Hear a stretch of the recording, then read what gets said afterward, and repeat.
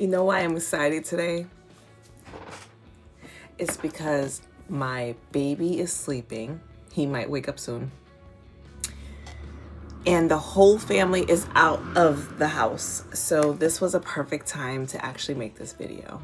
And now we're gonna have uninterrupted time, and I'm so excited.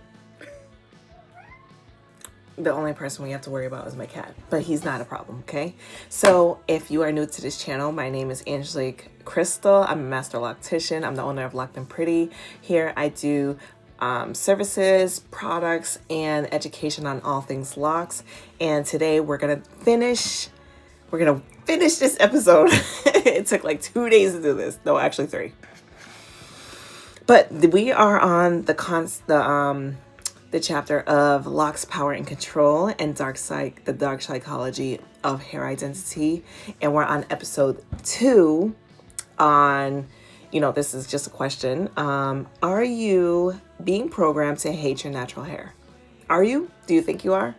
Because I know I was. So the one question I want you to just really think about during this whole video is, when did you start believing that your natural hair wasn't good enough? And I believe I can share my story with you guys. That's why we're open to talking about these things within the lock community. And it really starts within the natural hair community that branches out to the lock community, So when I'm going to share a story for me, and this is how it was for me. How it really, really, really started was when I was younger. I used to have a lot of relaxers, of course, and not too much, but I knew I had a good amount of relaxers. And, one thing with my mother, because she's a workaholic, she didn't know how to do hair. So I always had the dookie twist, the braids with the beads, and everyone in my school, growing up, middle school, high school, they definitely had the grown-up hairstyles, right? The slick back thing, slick back buns, the ponytails, the curly hair. They had stuff. And I remember specifically looking at a hair magazine, and it was a purple magazine. Can't remember, but maybe it was from Hype Hair. And honestly, in this video, I'm not going to go through with the pictures and stuff because I realize that's what's really slowing me down. So we're going to just remember in our minds what the magazines used to be like. Magazines, fully magazines, which was... So I remember specifically, and it was this girl, and I think we all remember her. Can't even remember her name, honestly, but I remember what she looked like, right? And her hair was flowing. It was about here, but she had highlights of strawberry blonde hair, and it was such cute highlights. And I said, "Mommy, can I get my hair done like this?" And I was definitely above 12. I was probably maybe in high school. Can't remember the age, but I remember I wasn't too young. But I said, "Mommy, can I have this?" And she's like, "Oh no, that's too grown for you." And I specifically think I thought that way because the way my mom was doing my hair. And I don't know. This is a story for another time, where if you grew up poor, or if you grew up without, the clothes, everything there, that's a whole other story. And that's how I grew up. So, my mom didn't get that for me. And I was just always like wanting something different than what I looked, because like I said, my mom didn't know how to do my hair. So fast forward to I remember maybe 15, 16, I started getting into weave. And I always, as soon as I got it, I was always doing styles. But, when you're closing the hair, there was no closures at the time. There was the old school closure with the thing in the middle. I didn't do that much because I didn't like the glue so much, but I just did it. And it was fine. But me not learning how to do hair either, YouTube wasn't showing us everything like it is now. I ended up just always showing the weft as a part. Thinking I was like just hot, just like, And I specifically remember this lady. That's what changed my whole perspective. I was 15 or 16, one of them. maybe 18, because I remember meeting her in Rainbow, and I had a job at Rainbow. That was my first job. And she said, oh, who did your hair? And I was like, oh, I did. And she's like, oh, I never seen hair do that. I didn't know what she meant there, because I was like, she's probably just hating. But then now I'm like, oh, that's because the wefts were just right there, planted right there. And, you know, it's a whole thing. But as you can see, you know, this is the consequence of just always wearing weaves and stuff, especially back in the day. It wasn't even healthy to do it. And the wigs were just always rubbing against you. This is when the wigs, the front laces first came out. Minus, you know, I know, you know, wigs came out before then, but around this time they were very itchy and scratchy and hard. Probably early 2010s, I don't know. But it was just bad, as you can see. So I ended up, you know, transitioning to crochet braids.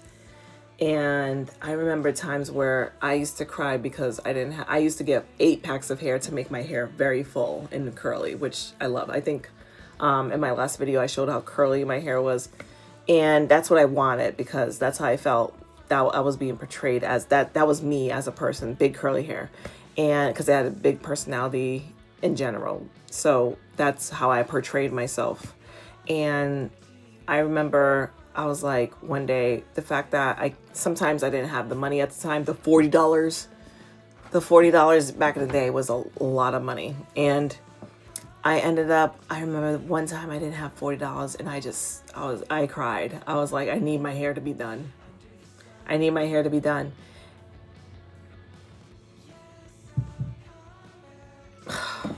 Baby's awake.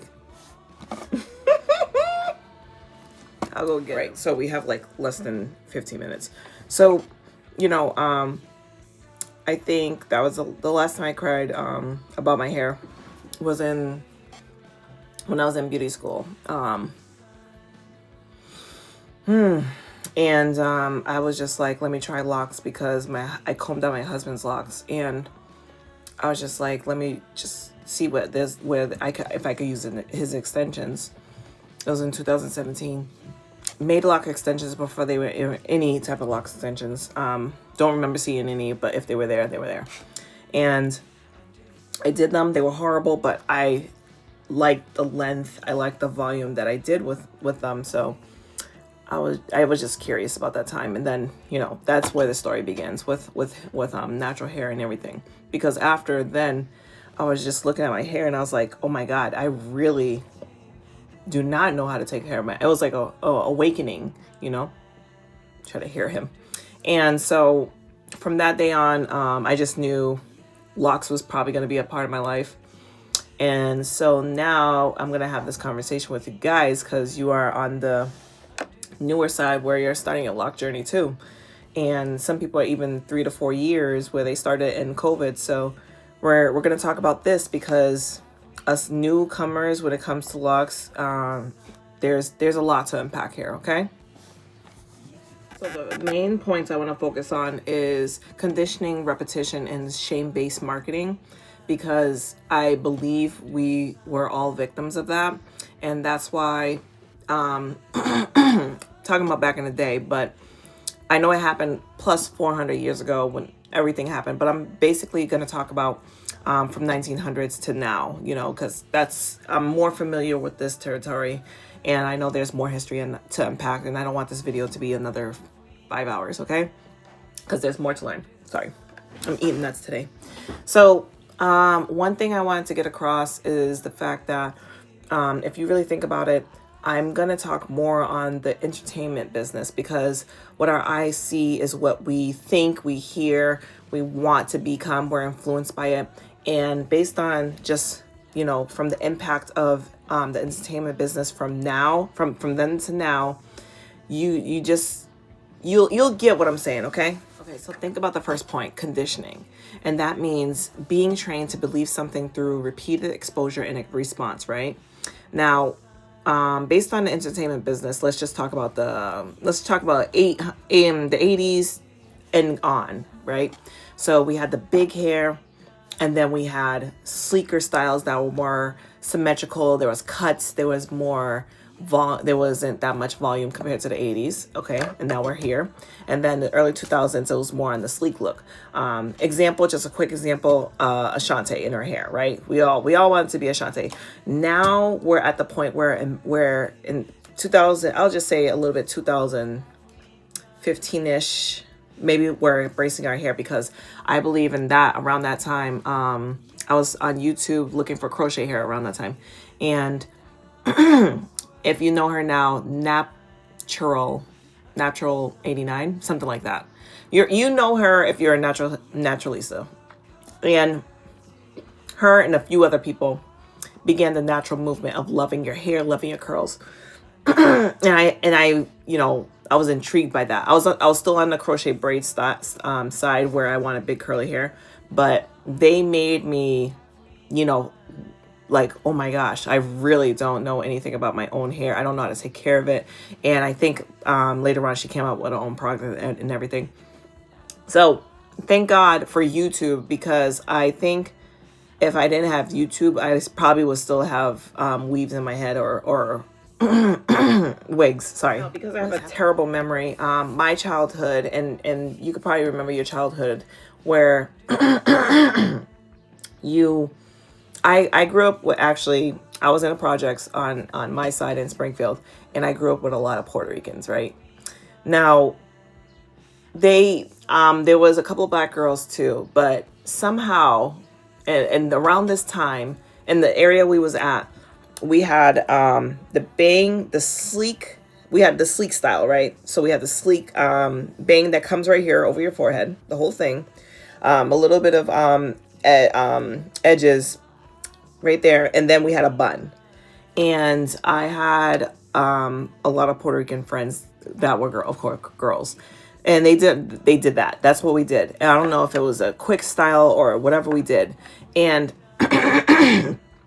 because my hair wasn't long, because it was very thick and coarse, and because I didn't know too much about my hair, I remember specifically using Eco Styler gel, black Eco Styler gel, slick that down perfect, and then I got a bun, because their buns were big and I wanted a big bun, because they were my friends. I was influenced by them. They were beautiful. And in general, I technically can say on my childhood, I wasn't taught at all to love my natural hair. And some people will go to the basics of skin color too, which I'm not trying to go, but I definitely have very, very thick curly hair, kinky hair, and I didn't know anyone else who had it except for black girls. But because of the way I grew up, there wasn't a lot of black girls to talk to, because growing up in my area, there was something about black girls and what they do. That's another story. Y'all already know where I'm going. I didn't have a black friend who was like, let's do this, let's do that. I didn't, like, I mean, maybe I'll play with them, but we didn't have any type of beauty, anything on that side. We wasn't concerned about our hair, I would say. But I mean, if you think about black girls now, where they're so concerned about how their hair looks now, which is great, thank God. But back in the day where I grew up, my personal experience, I didn't have that. So what I thought, because I saw Puerto Rican girls doing their hair, and I was always in their house, watching them do their hair before we went outside to play. That's what I saw, and that's what I considered like really cute, because it was cute on them. They were cute people.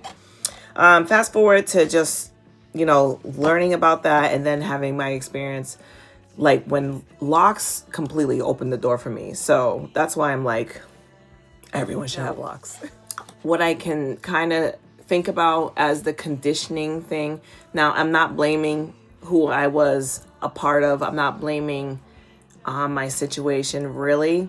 But it comes to a point where I was conditioned what was around me to be considered beautiful, right? Because all the boys at the time, and this is just my earliest memory of like anything beauty related. So I was about 9 years old and moving up, and so on, like to 16 in Springfield. So I was always just around Spanish people. And I ended up, realizing that when I did all that, it's specifically, I don't know if it was really on that, but I feel it was on that.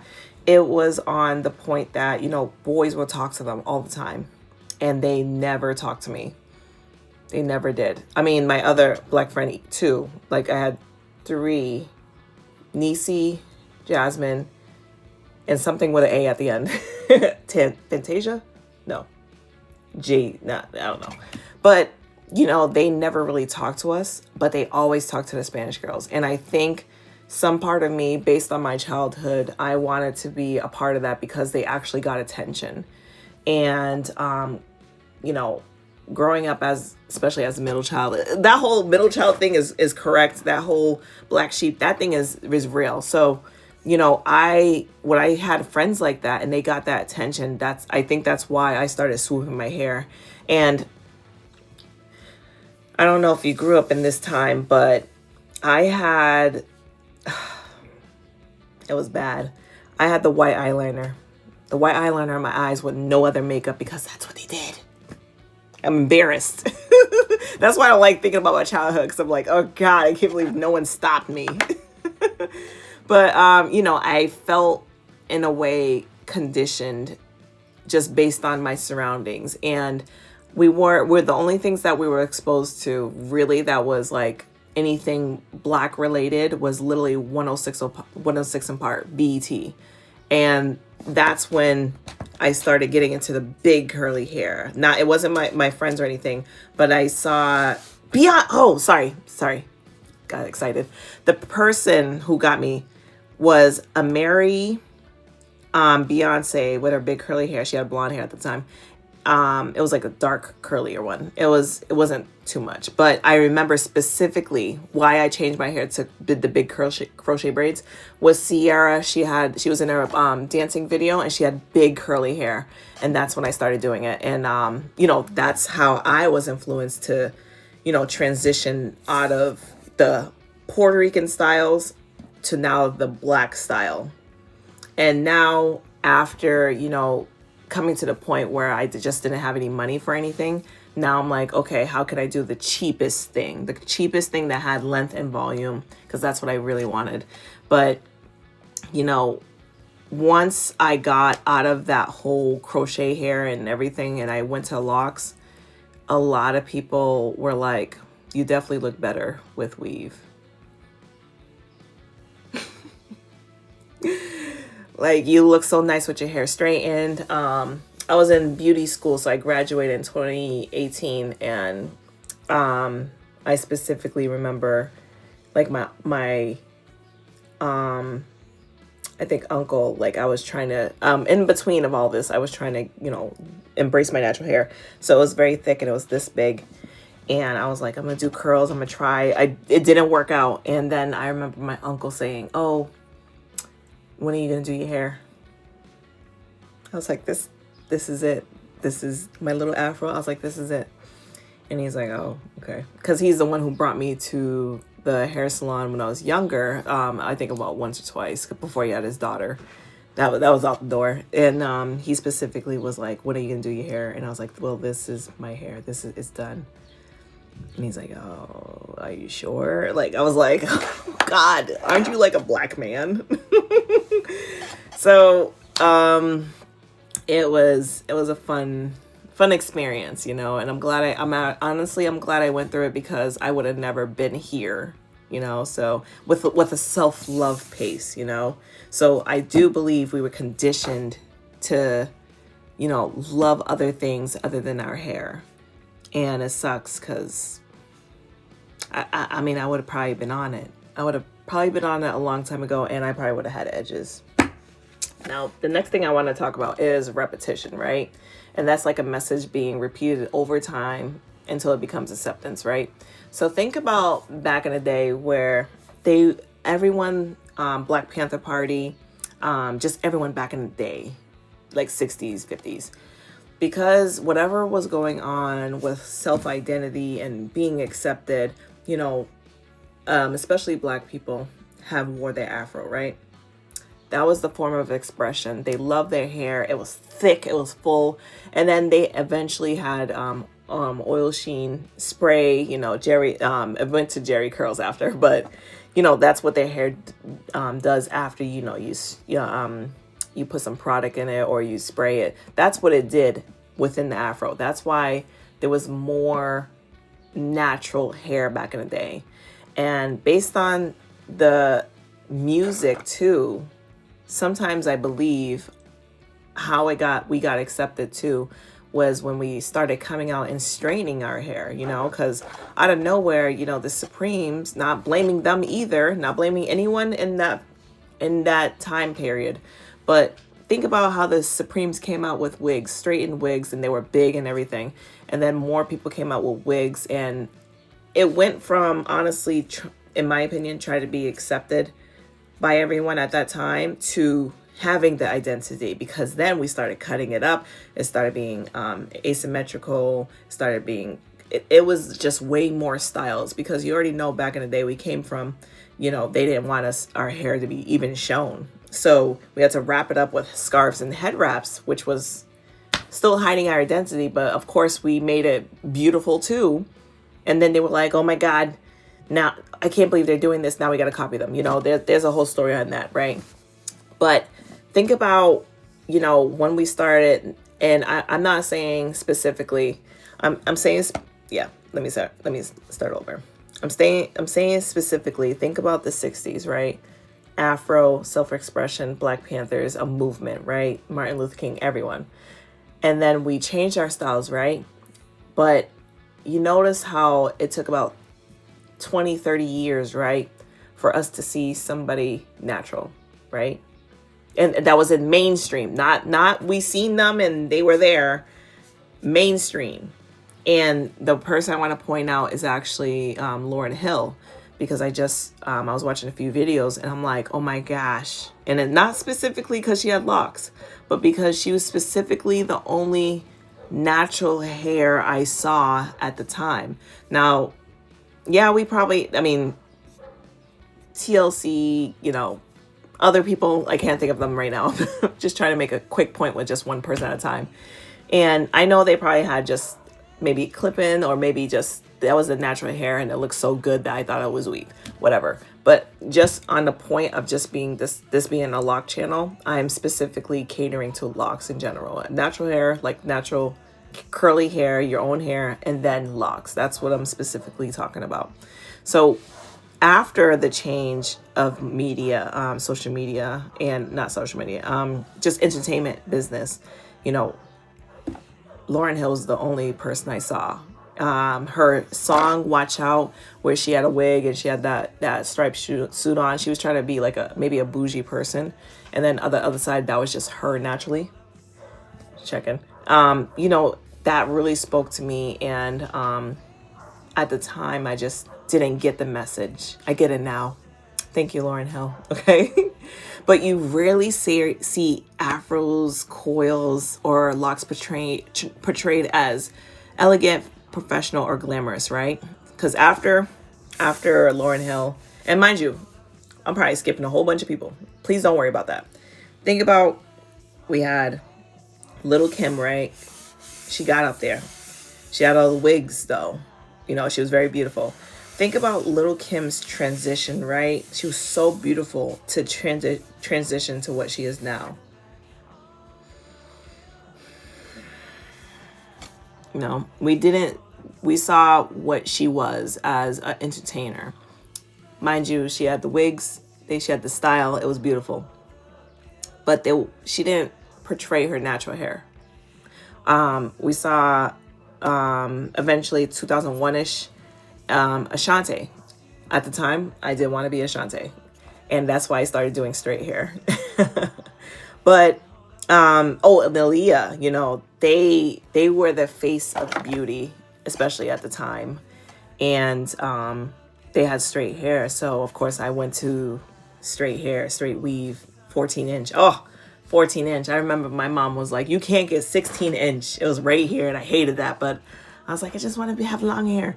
So, that's what I saw 106 in Park. I'm telling you, that was the only black mecca I had at the time. I was not exposed to anything else. I blame my family, yes, but I'm also blaming myself too for not having more of an identity to get out there to find out what else is there. I found out everything now, which is great because I think it's specifically because we have the internet.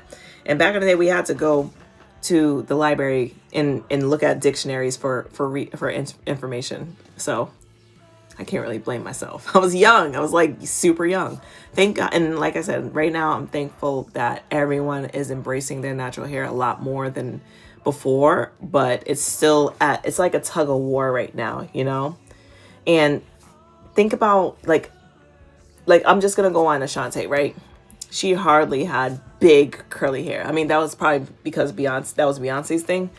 But coming from just wanting to fit in and Murder Inc. with Ja Rule and Ashanti, those were my people. I remember 50 Cent came out. Oh, beautiful 50 Cent. And Olivia coming out. She had brown hair with highlights and stuff. I wanted to have that hair. Like, I saw them. They were beautiful.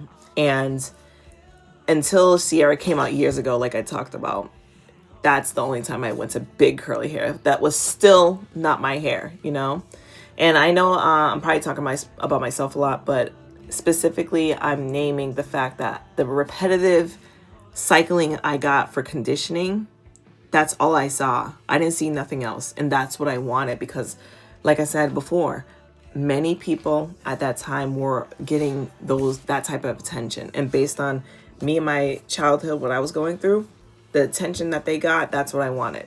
Because I thought that was just really good to have. Because people were happy back then, So think about it. How many times have you seen your hair celebrated in mainstream mania? Mainstream anything, entertainment business, music, movies. Have you seen your hair be represented, right? Not a lot, right? We see everything else. That's why we want everything else, because we're influenced as well, and it just sucks, in my opinion. I think a lot of, when it comes to, anxiety and depression, it's specifically because we're not doing what we want for ourselves, for that love we have for ourselves, because we're always trying to impress somebody else. And that's where low self-esteem comes in. That's when it comes, like, you're not loving your own hair that grows out of your scalp. This is what God made. We don't want that. We want something else. So that's a whole other thing. That's like a topic of just mental health, honestly. Now, the last point I wanted to put out was this one, it really hits me because, in my opinion, that's what I was exposed to. So the shame-based marketing, and it's making people feel inadequate so that they buy something to fix themselves, right? Now, if you think about Locs, it's growing for your head, right? This is you, minus me. We're not talking about me, and y'all know what this is. But think about the fact that, in my experience, I had a lot of just for me, right? Just for me girls. That thing was swooped. I had a lot of hot combs. I had the bang and then the sleek bun, which was fine when I was like younger than 9, before I had all this realization. My mom did it from a young age, and it's just like, I never knew about my natural hair, my thick hair, until 2014. 2014. That's about 10 years ago. Math. It's 2025. No, 11. No, sorry. 11 years ago. Yeah. 11 years ago, I didn't know about my natural hair growing out of my scalp, that I didn't know it was that thick. Just 10. And some people have worn a wig longer than that. That's why there's so much alopecia and hair breakage and unhealthy hair. The whole debate against good hair and bad hair, people take that as texture. to me as a hairstylist, I take that as how healthy your hair is. What can it do? If your hair can't do nothing, it's not healthy. If your hair is oily up to the max because of whatever your genes are doing and you're not taking care of it, that's bad hair. Okay? That's my opinion. There'll probably be a video on that, right? So think about the products at the time, besides just for me, the relaxers, right? We had terrible products back in the day. Even if you think about the makeup in the 90s, it was so ashy, made people look crazy, but it still made them look young in a way, okay? Think about those products back in the day, that the Pro Styler gel that I had that I talked about earlier, that killed the hair. That killed the hair follicle, right? I would also say a lot of things started out with being natural hair being sleeked, fixed control. Mind you, I told you about the whole Puerto Rican thing where I had to always slick it down. J-Lo at the time came with the baby edges. I had them right there. So it's just like there was nothing embracing my hair at all. There's a lot of products even talking about, especially nowadays, anti-frizz. I don't think there's anything about tame, but there's things about repair, implying that your hair is damaged and wild. Think of it. People are obsessed with not having frizzy locks in general right now, but in my opinion, as a cosmetologist, your hair is curly. You're going to have frizz. If you're trying to sleek it down, it's going to bunch back up. Think about, bunching for locks, but think about your hair shaft. It's curly. It does this. It doesn't do this. You're going to have frizz because it's trying to bunch back up. Now think about the relaxers. They want your hair nice and sleek because your hair is too ruly or it's too much. My sister who went out, I wish we was gonna do this video together because I thought that would be a good idea to have her in here because she's a naturalista and her hair is very thick. It's too much. And honestly, it's too much for me because I'm like, oh God, we need like 5 hours on your hair. And I don't feel like doing her hair because she's annoying. But, her hair is so thick. Thank God she has embraced her natural hair. And every time she wears a wig or she does her hair straight or anything like that, she looks, I'm not saying crazy, but it just doesn't look like her, So think about that. Think about how these brands push insecurity too. Like offering the solution. Like you're not offering solution if you're masking all of my hair that's growing from my head, Think about the shame that they build on natural beauty, right? We can't be natural. Like technically, I would say I have my eyebrows done, lashes, and lip gloss, right? That's still not considered natural, right? They want your face bare. That's considered natural. But if you think about it, no one in the entertainment business is natural at all. Well, Alicia Keys recently, and then Anna Nicole Smith. She doesn't really count, but think about how no one is natural in the entertainment business. That's what we see. That's what we want to be. That's what we want to feel like, So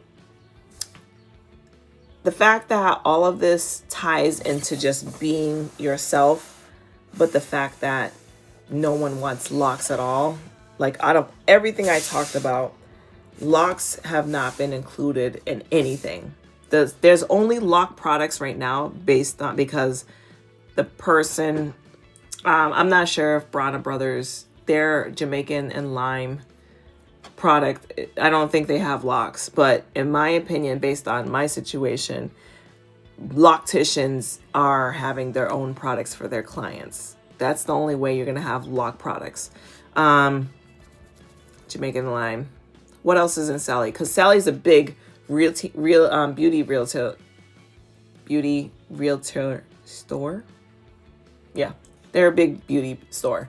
And then, Ulta Beauty, Sephora doesn't count. But think about all the beauty products. There's not one person who, okay, let's minus the beauty, because I'm thinking about, I met Danessa Ricks and she has locks, so that doesn't really count because she's doing makeup, she's doing face.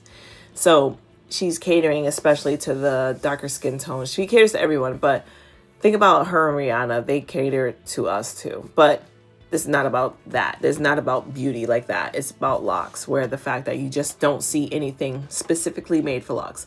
The most I'll say is they are getting better with showing locks in commercials. Maybe a guy who has tied back locks. The fact that they're making more laws about locks not being like, they're starting to know there's a uprise on it. So I think when they, especially when it comes to, you know, workplaces, schools, anything like that, they want you to conform to that type of beauty standard. That's what it is. And when it comes to locks, there's such a freedom expression with it. Just like how the afro was, the locks is that, because some people are embracing afros now way more than before, but locks is just excommunicated or something. Now, I know I talked about just everything in general, and just locks is not there except for Lauryn Hill, pretty much. There's a few other people, directors, Asia, or she started with an A, and Lenny Kravitz, maybe, you know. I think about the last video I did, these were the people that had locks and then they cut their hair off, some of them. But like I said, you don't see too many people in locks. And I know it's a preference, but oh my God. But I know if we were mainstream like everything else, I think it'll go backwards. So we got straight hair, wavy, curly, coily, and then locks, right? We turn that around. Locks, coily, kinky, coily, curly, wavy, straight. I mean, what I seen on social media is a lot of straight hair folk is getting a lot of braids, so. But like I said, all this is so much to pack in. So what I want you guys to do, because there's not, this is what I do for my clients actually, because there's not a lot of self-love out there. There's not a lot of self-anything. So this is what I want you to do for, sorry, a lot of people that text me. So this is what I want you to do to reprogram your mind to love your locks, okay? Because I know you're probably starting your lock journey, or you want locks, or you're just looking for a change, and locks just seem to be the answer. And people who already have their locks and you're just like, I don't know if I could do it. I don't know if I can keep up with it. The maintenance is so much, although it's a little bit. I want you to actually use these to practice this type of self-love when it comes to your locks, okay? Because we're not out there as much, but I know it is a small struggle, and that's why I keep up this type of talk with my clients, and that's why they keep it for years. They love their locks. They're just like, oh my God, I wish I would have tried this sooner, you know? And I want you to feel that. So we're gonna go with the first thing, right? Identifying your original programming. I already talked about the media because that's what we mainly all been through. But think about that person who told you about your locks, you know, that your hair wasn't beautiful, right? Think about that person who's like, oh, you have locks now? Oh, no, they'll say dreads. You have dreads? Like, oh, I like you better with, you know, I had that in my life, you know? So reflect on that and think about that person. Are they doing it out of jealousy? Or are they doing it because they can't get locks and they can't say, oh, you look beautiful? Because they don't believe in themselves that they're beautiful with locks too. Or even their natural hair. Okay. Now, the second thing is replacing that lie with a truth, right? For every new negative belief that you believe that person told you, or even if you're just not seeing anything, or your hair is on social media, your hair is not done, so you're gonna feel a certain type of way because that person online you seen is with their hair done. Oh, come with me at the salon. You don't have money for the salon. You know, a lot of emotions can develop when it comes to that. So think about this main one, right? Because I had this before, and I know a lot of people can get this, especially after the baby, especially after a baby. I tell my clients about that. I'll probably make a video on that too. So think about when your locks are messy, right? Are your locks messy? My locks are messy right now. They're not retied. Well, an inch of growth. I mean, not an inch, like that feels like less than half an inch. So think about it. My locks are messy, right? No, my locks are a reflection of my journey and growth. Look what's happening to them. They're growing. You got your first retwist. Now it's almost time for another one. Wow. I held out my first month, or this month I held out. What did I do? I got to do everything I needed to do. I got up early. I got to take my hair out. I didn't have to wear a shower cap in the shower. I got rained on, but my hair kind of grew from that. Think about even if you're at a job, you know, some people might say locks unprofessional, because I think there's a Crown Care Act, you know, that's protecting us against all that, because that's just weird that you're so concerned about my hair. Locks aren't professional, you know, my presence makes them professional. You know, that it goes, there's a whole thing with color and locks and natural hair and braids. Somehow it's only for us, huh? But my locks are not a part of this. My presence makes me professional, you know? And again, like I stated earlier about the good hair, bad hair thing. When someone says, oh, I don't have good hair. No, my hair is sacred.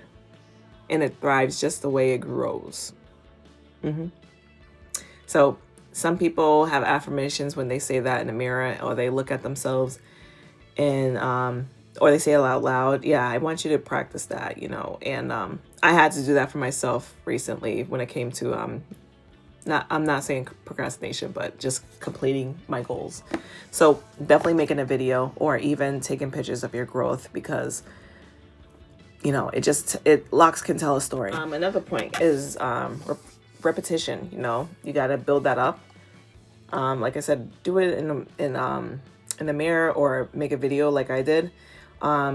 Think about your feed, because I know majority of people are on social media right now.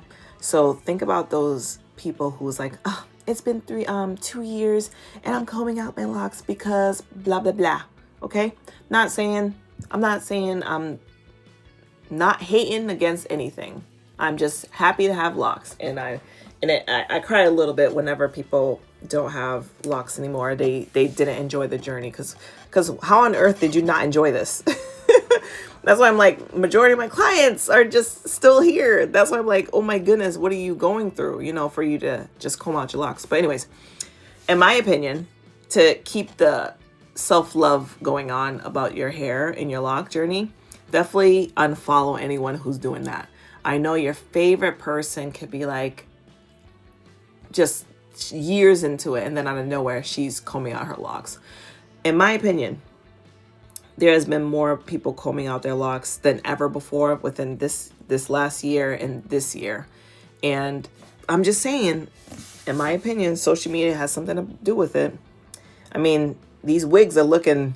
Girl, if I didn't like my hair either, I definitely went to the wig side, but there'll be no more.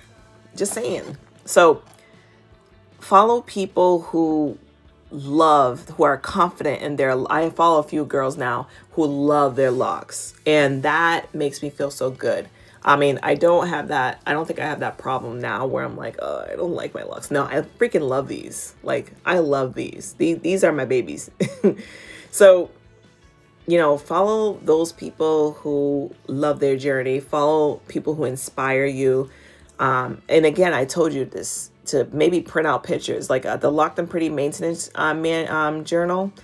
You're checkpointing your maintenance routine. But I also have, after each month, especially in the beginning of your month, I'm telling you to take pictures and then pasting them on that journal, because you get to see the difference in how you look and how you feel. I'm telling you right now, it's a whole different feeling, man. And definitely stay with the Locked and Pretty podcast, because I spray, I spread, a lot of positivity.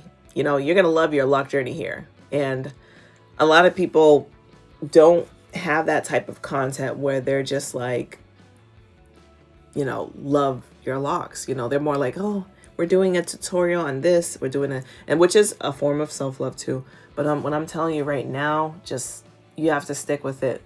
Because there's a reason why you got here, I got here. Lauryn Hill, when she cut off her locks, I was just like, girl, I only know you because you have locks. I love locked people. They just look a certain way. But I know sometimes people could become more handsome, especially the men. It's because they're not getting their hair done. But I'm just saying, just whoosh. And that's when it comes to the self-care routine.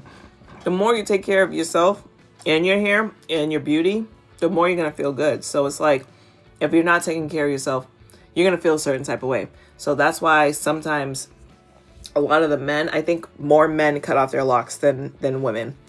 But they, they do become more handsome and everything. They look good. It's because you just wasn't taking care of your hair. It may be long, but the fact that I can literally see from the video that you have buildup, you have dust in your hair. When there's a lot of frizz all over your head, I know for a fact you're not covering up your hair. Like, it's just like you're not putting any effort into yourself. So that's what I mean by self-care, okay? Ritualize that stuff. Make it feel like this is my routine for me, I don't know why people make it difficult. This last point, honestly. I speak life into others, right? I'm telling you, I love my locks. I love this. And some people, in my opinion, will have such low self-esteem where they pick and choose why I love my locks, right? They might say, just based on how I look, right? Oh, you wear makeup, or you're confident, you're thick in the right places, things like that. Totally understandable. But based on all that, that's all, what is it called? Not self-image. Well, first the person saying all that, where they believe that I'm just doing this because of the way I look. Those are people with low self-esteem, in my opinion. They weren't brought up to actually love themselves. And I used to have that. That's why I'm like, no, get locks. This is how I feel with locks. If I put a weave on right now, I would hate it. And I used to wear them 24/7, 7 days a week, 365 days a year. I did not show I turned down Newberry Street jobs because I didn't want to show my hair. So I totally understand why they're saying that. But when it comes to now, I speak life into other people. I make sure that your life is going to change. And usually it does, because even with my clients, they come back out, especially after they first start their hair. And within like 6 months, their life completely changes. One example I have with my client, she just changed her hair. She's like, oh, my hair is so thin. It's not, voluminous. I'm not in my natural state anymore. Yeah, I know. Because we're changing who you are right now. We're making you who you need to be and who you are in general. And it's just need to be uncovered. And I believe that locks get you that way. And when I tell you what she do? She complained. Everyone complains about their hair like the first 3 months. They're like, oh my God. And then after the 4th month, they're like, oh, I see what you're talking about. Sometimes it comes earlier, but she ended up, she was having a racism moment at her school.